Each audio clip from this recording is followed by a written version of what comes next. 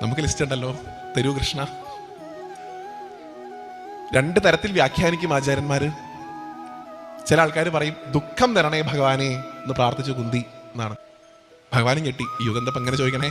സാധാരണ രീതിയിൽ ആൾക്കാർ ഇതൊന്നും ചോദിച്ച് എനിക്ക് പരിചയമില്ല. ദുഃഖം തരണേ ഭഗവാനെ. ചിദാനന്ദപുരി സ്വാമിയൊക്കെ പറയും അങ്ങനെയല്ല പറഞ്ഞിട്ടുള്ളത്. ദുഃഖം ആർക്കും വലിയ താല്പര്യമൊന്നുമില്ല. കുന്തി പ്രാർത്ഥിച്ചത് ദുഃഖം തരണേ എന്നല്ല, ആപത്തുകളെ തരണേ ഭഗവാനെ എന്നാണ്. രണ്ടും തമ്മിൽ വ്യത്യാസമുണ്ട്.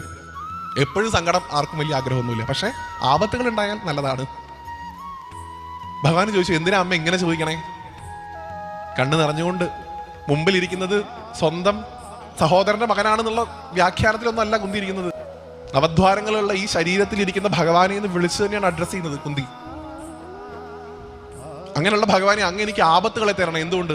ആപത്തുകൾ ഉണ്ടാവുന്ന സമയത്ത് ആ ആപത്തുകളെ മാറ്റാൻ ഞങ്ങളുടെ അടുത്തേക്ക് അവിടെ നിന്ന് ഓടി വരുമല്ലോ. അവിടെ നിന്ന് ഓടി